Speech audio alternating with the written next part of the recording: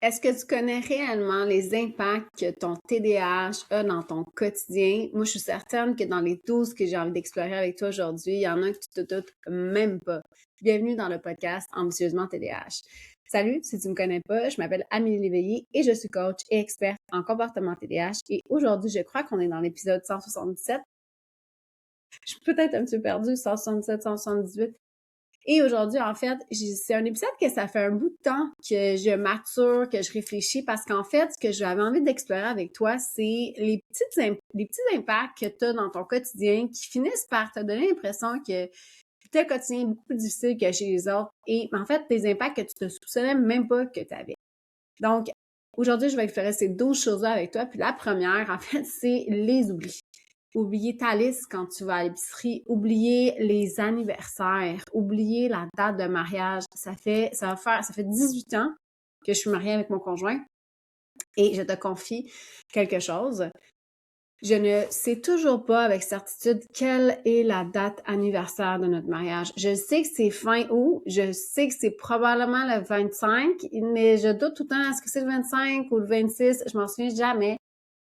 Et je te jure que dans certaines situations, comme chez le notaire, quand tu achètes une maison et que ton notaire te demande quelle est la date anniversaire de votre mariage et qu'il te regarde, parce que comme étant la femme, je suis supposée, en guillemets, d'un point de vue social, être celle qui se souvient de ce genre d'informations-là. Et ça m'est arrivé plusieurs fois de dire, ben c'est telle journée, puis mon chum qui me regarde fait, non, c'est pas journée-là qu'on s'est mariés. Ah, c'est pas le fun. Donc j'oublie les dates d'anniversaire, j'oublie les numéros de téléphone, j'oublie les listes, j'oublie plein de choses. Une chose qui me fait énormément de peine, en fait, et que je ne réalisais pas vraiment, mais que j'en ai beaucoup pris conscience, j'oublie le nom des chansons. Je suis une grande amatrice de musique. La façon que maintenant que ça fonctionne, on n'achète plus des albums CD, donc j'ai plus comme physiquement l'album devant moi. Ça fait que j'oublie en fait toutes les chansons que j'aime et ben ça fait que sur mon Spotify, ben j'ai une gamme assez restreinte de chansons parce que j'oublie constamment c'est quoi le nom des chansons que j'aime et parce que je m'en souviens à des moments où j'ai pas accès à ça, j'arrive pas nécessairement à le mettre dans mon Spotify et mais ça fait partie des chansons que j'oublie. Donc, plein de choses comme ça. Je suis certaine qu'il y en a plein dans ton quotidien, des livres que j'ai lus, des romans. J'oublie les noms des romans, j'oublie les noms des auteurs. J'oublie énormément de choses et ça me fait de la peine parce que j'ai l'impression d'avoir de la difficulté après ça à avoir accès à toute cette espèce de bagage-là que j'ai accumulé dans ma vie ou des choses qui sont intéressantes pour moi que j'aimerais, comme la musique. Je suis extraordinairement bonne pour quand une chanson quand j'entends les 3-4 notes, je reconnais la chanson et je suis capable de dire c'est laquelle, mais en dehors de ce contexte-là, je n'y arrive pas. Donc ça, c'est quelque chose qui est comme une forme de deuil pour moi. Donc, la deuxième chose, en fait, c'est notre capacité de s'auto-gaslighter. C'est hallucinant. C'est quelque chose que je vois très souvent en coaching. On part du principe d'emblée que c'est nous qui avons fait une erreur.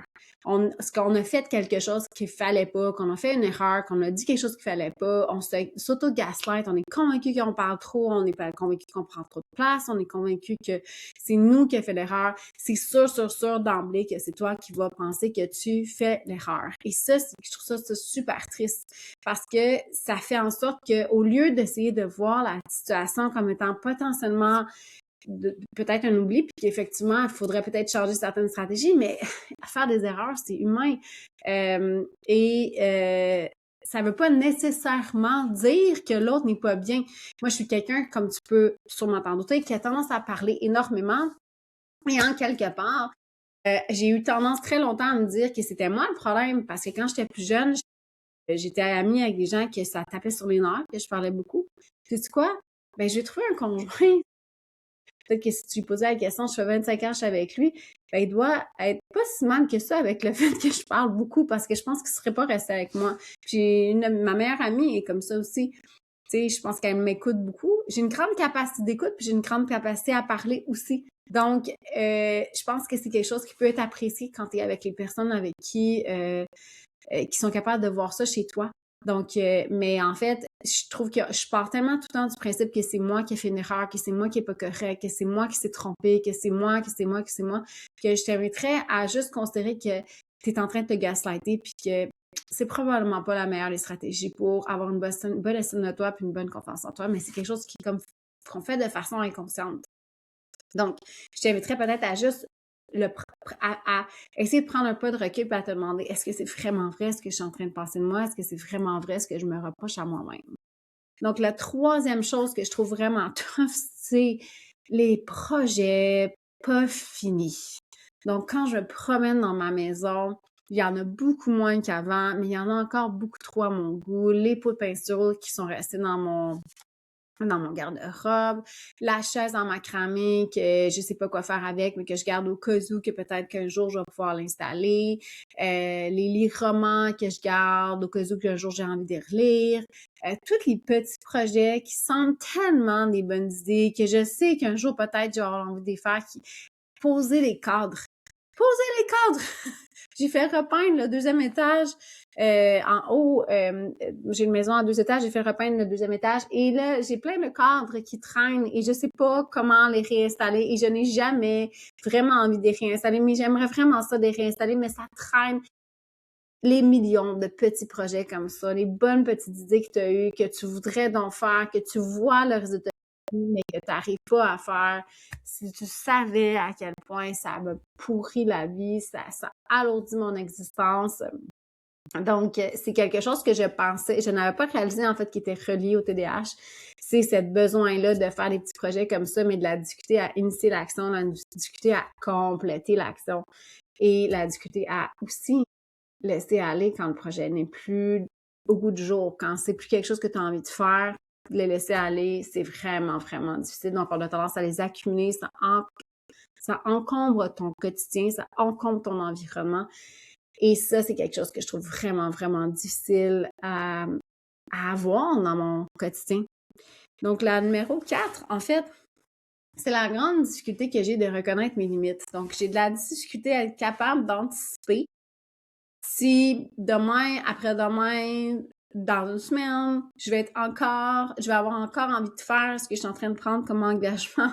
Donc, c'est difficile pour moi de reconnaître mes limites. C'est difficile pour moi de pas avoir tendance à surestimer ce que je suis capable de faire. Et ça fait en sorte que, quand j'atteins ma limite, il est trop tard. Je suis rendue dans ma limite. Et là, je sais pas trop comment réagir parce que, je me retrouve avec des problèmes comme aujourd'hui. En fait, ce week-end, j'ai acheté une grosse quantité de viande hachée en me disant que j'allais faire un chili et ça prend du temps de faire un chili. Et là, je l'ai dégelé hier en me disant je vais le faire demain, j'ai du temps demain. Puis aujourd'hui, c'est une journée où il fait pas beau dehors, j'ai pas beaucoup d'énergie, je suis pas en forme, j'ai pas envie de faire ça. Fait que là, techniquement, je suis un peu rendue dans ma limite. C'est tellement difficile pour moi d'évaluer où est-ce qu'elle est ma limite puis de savoir la reconnaître sans être rendue trop loin.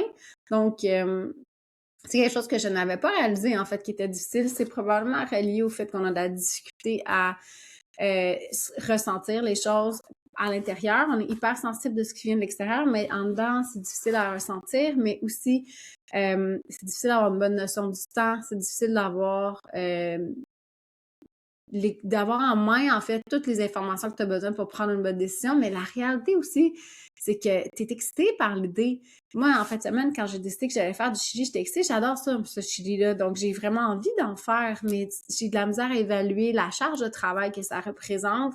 Puis, j'ai tendance à surestimer mes capacités. Puis, souvent, mais je me retrouve dans des situations où je suis pas capable nécessairement d'honorer ce que je m'étais dit que j'allais faire. Puis ça crée énormément de frustration. Donc, la numéro 6, c'est d'utiliser mes systèmes. Donc, j'ai mis plein de systèmes en place qui fonctionnent super bien, mais ça m'arrive assez régulièrement. Je ne sais pas pour quelle raison, je vais soudainement oublier d'utiliser mes systèmes, ce qui va faire que la fonction de ce système-là est nécessaire pour bien faire fonctionner mon quotidien, mais quand j'arrête de l'utiliser, comme par exemple, si j'oublie d'écrire dans mon agenda que j'ai un rendez-vous avec quelqu'un, c'est sûr que je vais faire une erreur.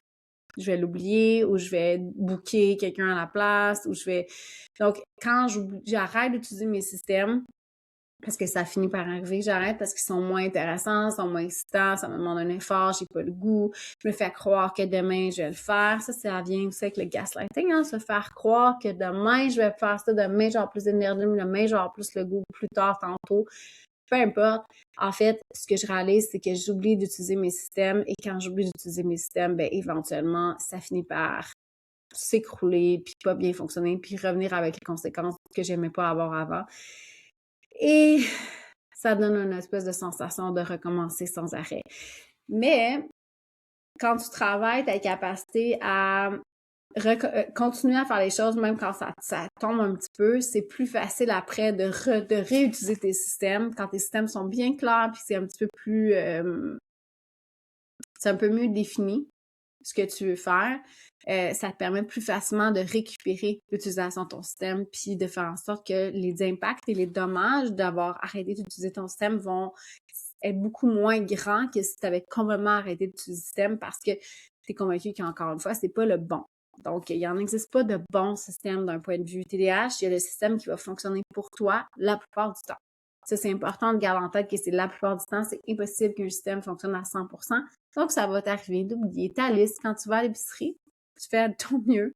Puis après, on se dit, OK, la prochaine fois, comment est-ce que je pourrais faire en sorte que ça soit moins difficile d'utiliser mon système?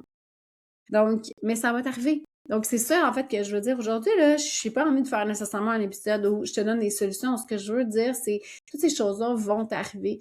Même si j'arrive à avoir des systèmes qui fonctionnent très bien, ça va m'arriver de faire ça me tente pas d'utiliser aujourd'hui ou ça me tente pas d'utiliser là, puis je l'oublie, puis ben je fais en sorte que la prochaine fois, je m'en mords un petit peu les doigts. Je pense que ça revient à quand tu observes que c'est normal de faire des erreurs. Je pense que je me tape moins sur la tête, puis j'ai plus de capacité après ça à rebondir, en fait, quand arrivent des périodes où c'est plus difficile de faire fonctionner mes choses. Donc, la septième, en fait, je sais pas si c'est vraiment relié au TDAH, mais c'est quelque chose que j'observe chez la plupart de mes clients et chez moi-même. C'est la variabilité de ton énergie en fonction de la température. Tu vois, ici au Québec, ça fait 3 jours qu'il pleut. On est au printemps, donc au mois de mai, début mai, il pleut. Bien que mon cerveau est capable de rationaliser que le fait de pleuvoir est excellent pour la nature et que ça aide à faire pousser les feuilles, je déteste la pluie. Donc, j'ai énormément de difficulté à aller prendre... En fait, j'aime les flaques d'eau, marcher dedans, mais je n'aime pas marcher sous la pluie. Donc, je déteste ça. Et en plus, j'ai 2 teckels qui détestent la pluie à un niveau... je sais pas si c'était possible de détester autant la pluie que ça. Et j'ai remarqué que quand il pleut, quand il fait pas beau, quand il fait gris, j'ai énormément de difficultés à me mettre en action. Mais il n'y a pas juste ça. C'est que quand il fait beau, que il fait chaud, il fait beau, tout ça. Mais j'ai pas envie de travailler. J'ai envie d'aller jouer dehors, j'ai envie d'aller faire mes choses dehors. Donc, il y a comme une variabilité d'énergie. Mon intérêt se positionne pas toujours à la bonne place en fonction de la température à l'extérieur. Ça affecte énormément ma capacité de production, ça affecte énormément ma capacité, mon focus, ça affecte énormément, dans le fond, ma capacité à show up. Et je trouve ça vraiment difficile. Mais ça, c'est quelque chose que j'ai constaté chez beaucoup de mes clients et clientes.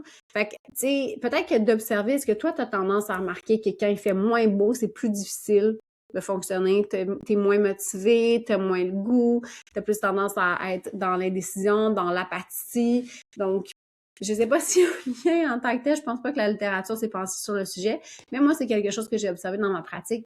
J'entends souvent parler, puis que, mon Dieu Seigneur, que ça m'affecte. Donc, je te dirais que quand ça arrive, ben en fait, je pense que c'est beaucoup d'essayer de l'accepter, de se dire que ça fait partie de la règle, puis que le soleil va revenir, puis qu'éventuellement, je vais avoir le goût de refaire plus de choses qu'avant, donc je l'accepte comme c'est là. Et ensuite, la prochaine chose, en fait, c'est tout le self-care. Donc, ça, c'est quelque chose, là, tu sais, ça me fait du bien de me laver les cheveux, mais mon Dieu Seigneur, que j'ai de la misère à aller dans la douche. Ça me fait du bien de brosser des dents. J'adore me brosser les dents, c'est nono, là. J'aime la sensation d'avoir les dents propres. J'haïs ça, aller me brosser les dents. C'est quelque chose qui rend ça chiant. J'aime ça, tu sais, me sentir, tu sais, j'aime ça prendre ma douche le matin, j'aime ça. En fait, j'aime comment je me sens une fois que c'est fait.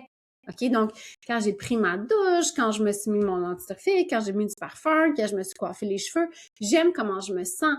Mais je déteste initier cette action-là. Cette espèce de pont-là entre le moment où je me sens pas bien, où, tu sais, j'ai besoin d'aller prendre une douche parce que là, j'ai les cheveux un peu sales, puis que ça me pique un peu la tête, puis que j'ai besoin d'aller me laver les cheveux. Puis le moment où je passe à l'action, il y a une énorme résistance que je suis capable, en tant qu'adulte, d'être capable d'observer que quand je prends pas ma douche, ça me rend de mauvaise humeur, ça fait en sorte que j'ai de la difficulté à passer à l'action, ça fait en sorte que j'ai tendance à beaucoup plus procrastiner. Je sais, je l'observe, mais j'ai de la misère à le faire, puis je suis pas capable nécessairement de dire, puis j'en ai plein de stratégies, là. J'ai un haut-parleur que j'amène dans la douche, où je mets des podcasts ou de la musique, j'ai des écouteurs pour être capable de continuer à écouter de la musique, mon podcast pendant que je me sèche les cheveux, parce que le séchoir à cheveux fait énormément de bruit. J'utilise des shampoings, des revitalisants, des savons que j'aime, qui fonctionnent bien, qui sentent bon, parce que c'est super important pour moi que ça sente bon, parce que si ça sent pas bon, je veux pas les utiliser. J'ai fait un gros ménage dans la douche pour que je me sente, que j'avais pas d'ambivalence sur qu'est-ce que je suis supposée d'utiliser. Tu sais, j'ai fait tout ce que je pouvais faire pour faciliter mon passage à l'action, mais reste quand même que je sais pas pourquoi, mais le self-care, c'est super difficile. Donc, de prendre le temps de faire quelque chose qui te fait du bien. Le soir, j'essaie d'incorporer dans ma routine pour aller me coucher de l'automassage. Donc, j'ai un rouleau en mousse pour me masser le dos, les jambes, les fessiers, les quads, les ischio-jambiers. Ça fait énormément de bien. Puis quand je le fais, j'observe une différence sur ma capacité à m'endormir, sur ma capacité à gérer mon stress. Je sais que ça me fait du bien, mais mon Dieu, que j'ai de la misère à le faire. Donc, c'est difficile. Ça, c'est quelque chose que je trouve dur d'accepter, que mon Dieu, que je dois me battre avec moi-même pour faire les choses qui, en fait, me font tellement bien puis qui m'aident à mieux fonctionner, mais j'ai tellement de difficultés à appliquer. Donc, si tu te reconnais là-dedans, en fait, si tu as un TDAH, c'est sûr que tu as tendance à faire ça.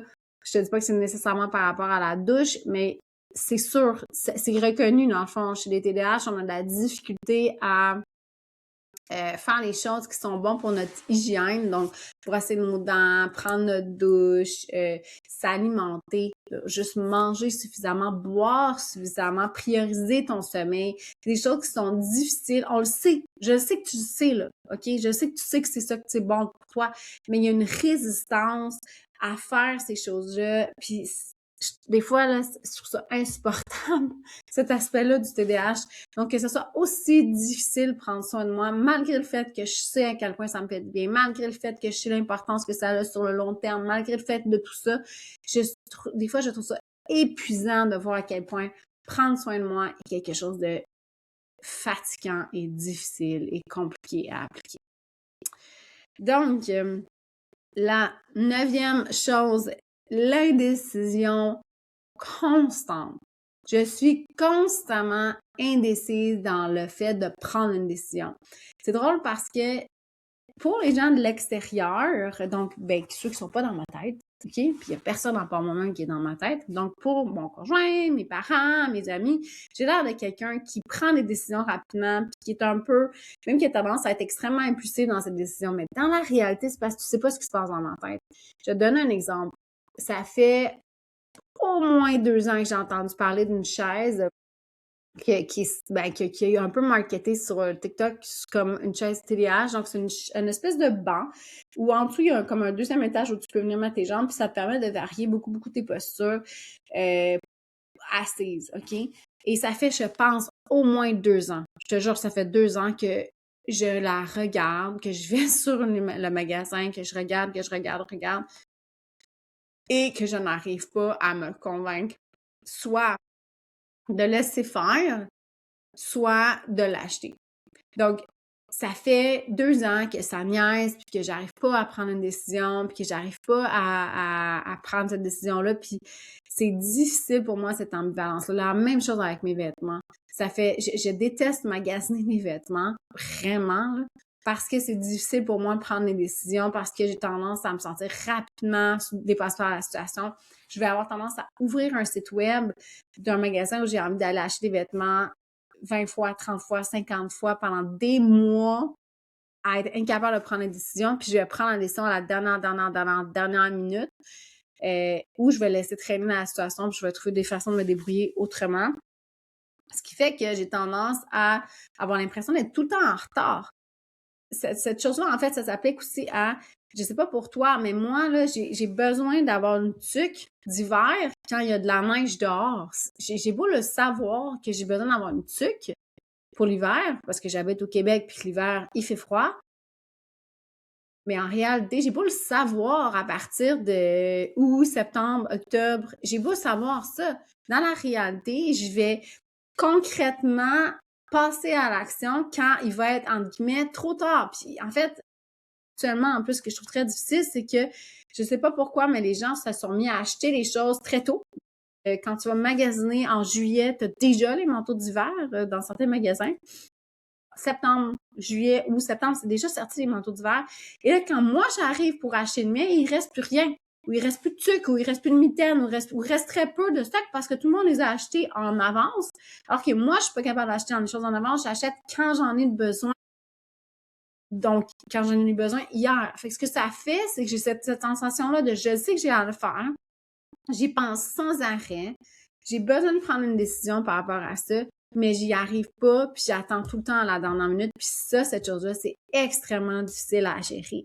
Oui, j'ai des stratégies. Oui, je sais comment m'aider à passer à l'action, mais j'aimerais ça pas avoir à faire tout ça pour réussir à faire comme les autres. J'aimerais ça pas avoir, pour que ce soit pas aussi difficile faire ces actions-là. J'aimerais ça être capable de m'acheter un manteau d'hiver que je ne remettrai pas en doute au mois de septembre, comme tout le monde, puis pas attendre qu'il y ait de la neige dehors pour me dire faudrait peut-être que j'aie un manteau d'hiver, faudrait peut-être que j'aie des bottes d'hiver, faudrait peut-être que ci, faudrait peut-être que ça. C'est extrêmement difficile pour moi de prendre ce genre de décision-là. Si tu savais le nombre d'onglets que j'ai en ce moment d'hiver, de choses que j'essaie de me dire, OK, il faut que je prenne une décision, faut que je prenne une décision, où est-ce que j'achète mes vêtements cet été, où est-ce que j'achète mes vêtements pour cet été, et qu'est-ce que j'achète, et je trouve ça infernal, cette indécision-là. Donc, le pire, c'est qu'en fait, c'est juste dans ma tête. Parce que de l'extérieur, mon chum, lui, il s'en rend pas compte que je suis dans ce tourbillon-là. Les enfants s'en rendent pas compte. Mais il y a dans ma tête, il y a un énorme processus de décision qui est extrêmement difficile à gérer. Qui alourdit beaucoup, beaucoup mon fonctionnement parce que je suis tout le temps en train de penser à ça. Donc, la deuxième chose, en fait, c'est la gestion des courriels et des informations entrantes. Donc, ça peut être courriel, texto, messenger. C'est difficile à gérer. C'est énormément de travail. J'ai mis en place plein de systèmes. Je sais comment gérer mes informations, comment les ranger régulièrement, je sais pas quoi faire avec ça, ou ça me demande de prendre en action, puis quand j'en prends conscience, je sais pas un moment où je suis capable de prendre en action, pour ça je l'oublie, puis quand je l'oublie, j'ai tendance à avoir honte de moi quand je réalise que je l'ai pas fait, puis plus j'ai honte de moi, plus je me sens coupable, plus je me sens nouille, moi j'ai tendance à le faire, plus j'étire le temps, puis plus j'ai des conséquences. Tu connais sûrement ce beau petit servicieux-là, donc c'est lourd parce que j'ai l'impression de recevoir une quantité phénoménale de courriels et je trouve ça très, très difficile d'avoir à gérer tout ça. Donc, ça fait en sorte que, ça occupe beaucoup de place dans mon quotidien, ça occupe beaucoup de place dans mon fonctionnement et des fois, je me dis, je sais pas si on était mieux avant Internet. Donc, en fait, il y a une surcharge d'informations, il y a une surcharge d'actions à poser, tout est rendu beaucoup plus compliqué. Faut s'adapter à toutes sortes de fonctionnements, puis des fois, je trouve ça fatigant, puis je trouve ça lourd, puis je me dis que le TDAH vient jouer là-dedans parce que, ce que je comprends d'une personne neurotypique, c'est quand elle reçoit le courriel, soit qu'elle se le met dans son agenda, soit qu'elle elle agit tout de suite, mais je sais pas pourquoi, moi, j'agis pas tout de suite. Donc, j'attends, puis j'attends je sais pas quoi, mais j'attends que ce soit le bon moment. Mais ça fait que je traîne la situation pendant énormément de temps. Donc, je sais pas si tu te reconnais, mais ça, c'est quelque chose que je vois souvent, souvent, souvent.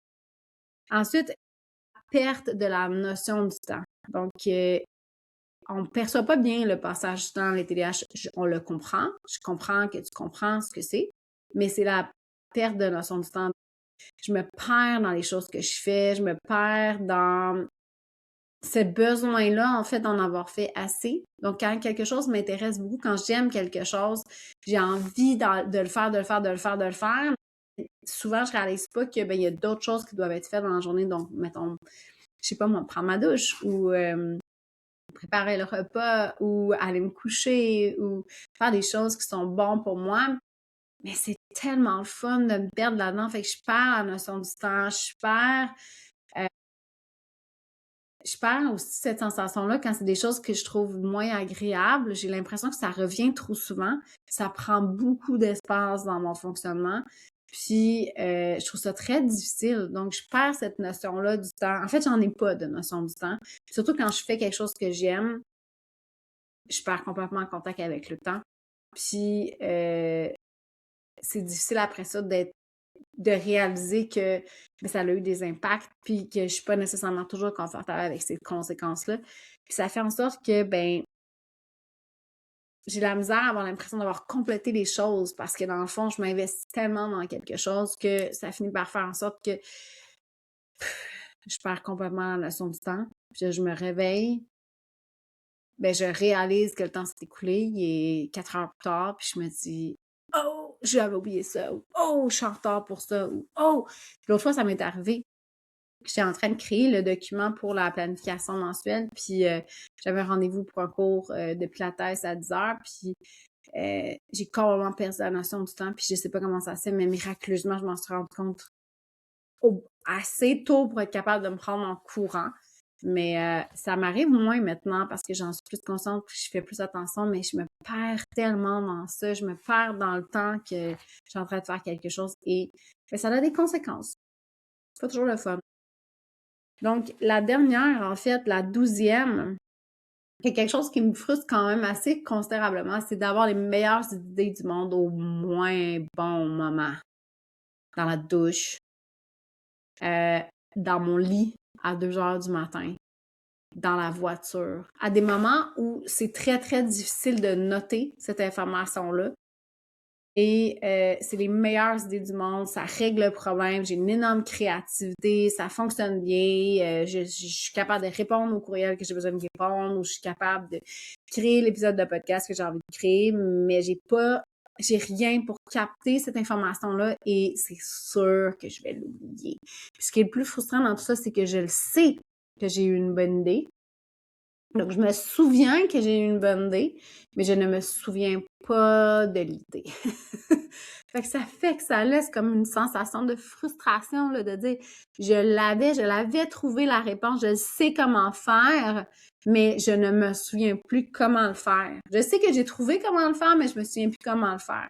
Puis ça, là, ça me frustre à un niveau, là, élevé, parce que, tu sais, on s'entend que si t'as une bonne idée à 3 heures du matin, c'était pas le bon moment pour te lever puis d'aller l'écrire quelque part ou d'aller le noter. Donc, ça, c'est quelque chose que j'ai appris un peu à accepter, que je vais avoir des bonnes idées, puis qu'elles vont partir, puis des fois, elles reviennent, puis des fois, elles reviennent pas, puis que ça fait partie un peu de la ride, puis je fais du mieux que je peux avec ce que j'ai. Fait que, tu sais, aujourd'hui, en fait, c'est d'autres choses que j'ai constatées que je vivais, que oui, je suis capable de supporter certaines des choses, je suis capable d'améliorer le fonctionnement de certaines des choses, je suis capable de mettre des systèmes en place, je suis capable de... Mais il va rester une part de moi qui aimerait donc ça, que ça se fasse pas comme ça, puis que j'avais pas autant de misère avec ces choses-là. J'oublie les gens, j'oublie les amis que j'oublie de les recontacter, j'oublie leurs anniversaires, j'oublie les choses importantes pour eux, j'oublie où je laisse mes choses, je perds mes affaires, j'oublie comment certaines choses peuvent me faire du bien, ouais. Donc, avoir un TDAH, c'est possible de mieux vivre avec ça, c'est possible de bien fonctionner, c'est possible d'avoir une business qui roule, c'est possible d'être super bien. Mais ces petites choses-là sont des irritants de mon quotidien, puis probablement du tien, qui font en sorte que, mon Dieu Seigneur, que des fois, c'est difficile. Puis ce que j'aimerais que tu te dises au travers de tout ça, c'est qu'en fait, c'est pas des choses sur lesquelles tu as du contrôle, puis c'est pas de ta faute, puis ça fait pas de toi de quelqu'un d'invalide, ça fait pas de toi quelqu'un qui est incapable, ça fait pas de toi quelqu'un qui est pas fonctionnel, ça fait juste de toi quelqu'un qui a un TDAH, parce que ça reste que c'est un trouble du déficit de l'attention avec ou sans hyperactivité. Donc, il y a des réels impacts. Et malheureusement, c'est facile de les oublier. C'est facile d'oublier les impacts que le TDAH a sur ton fonctionnement. C'est facile de ne pas réaliser ces petites choses-là que je viens de te nommer aujourd'hui, puis de réaliser leur impact réel sur ta confiance en toi, ton estime de toi, ton appréciation du quotidien. C'est facile d'oublier les choses qui sont importantes pour toi. C'est facile d'oublier toutes les choses que tu as réalisées. C'est facile d'oublier le chemin que tu as parcouru. C'est facile pour nous, malheureusement, toutes ces choses-là. Mais en fait, moi, j'ai juste envie de te dire que ça fait partie de la règle, puis de te donner énormément de compassion et d'empathie envers toi parce que ça fait partie, en fait, du fait d'avoir un TDAH, puis que non, la médication ne réglera pas cet aspect-là parce que ça ne sert pas à ça. Puis que oui, avec des stratégies, ça peut mieux fonctionner, mais ça va toujours continuer à être ça. J'ai quand même toujours une certaine frustration chaque fois que j'écoute une chanson puis que je me dis ah, c'est vrai, cette chanson-là existe, je l'ai tellement aimée, puis quand j'étais adolescente, j'ai tellement fait ça avec cette chanson-là, puis de savoir que si je suis pas dans une position où je peux la noter, elle va retourner sur un petit tiroir dans ma mémoire, dans lequel j'aurai de la misère à y avoir accès tant que je ne la réentendrai pas. Donc, sur ce, j'espère que tu te reconnais. Si tu as envie de me partager en commentaire, soit sur Spotify, sur YouTube ou même sur Apple, c'est quoi les choses que toi, tu as observées chez toi, que tu as observé en fait, qui sont des impacts du TDAH sur lesquels on ne se rend pas tout le temps compte? J'aimerais ça que tu me dises si tu te reconnais dans ce que je t'ai dit aujourd'hui. Sache que si tu écoutes sur Spotify, en fait, l'entièreté du revenu qui est généré par les publicités qui sont vraiment désagréables à écouter, mais ça m'aide à donner en fait des sous à la colonie Sainte-Jeanne d'Arc. Donc, si tu veux savoir ce que la colonie Sainte-Jeanne d'Arc fait, je vais te laisser le lien en commentaire. Si tu as envie de te joindre à ma communauté, tu peux aller sur mon site web amelieleveillé.com où tu vas trouver toutes les informations. Et si tu as apprécié cet épisode-là, si tu te reconnais là-dedans, je t'inviterais à me laisser un thumbs up, des étoiles, à me laisser, à t'abonner sur YouTube ou à partager cet épisode-là. Ça m'aide énormément à faire connaître le podcast à d'autres gens comme toi qui vivent avec le TDAH et qui sont peut-être pas conscients, en fait, de tous ces petits impacts-là. Parce que moi, c'est quelque chose que je n'avais pas réalisé, en fait, quand j'ai eu mon diagnostic, puis que ça m'a pris du temps prendre conscience de ces impacts-là. Ça a été principalement par rapport à la musique. Parce que je suis vraiment une grande amatrice de musique. J'adore écouter de la musique, mais en même temps, je suis tellement poche de me souvenir des chansons si je suis pas en train de les écouter. Donc sur ce, je te souhaite une très très belle semaine et on se revoit la semaine prochaine en espérant qu'il y ait du soleil.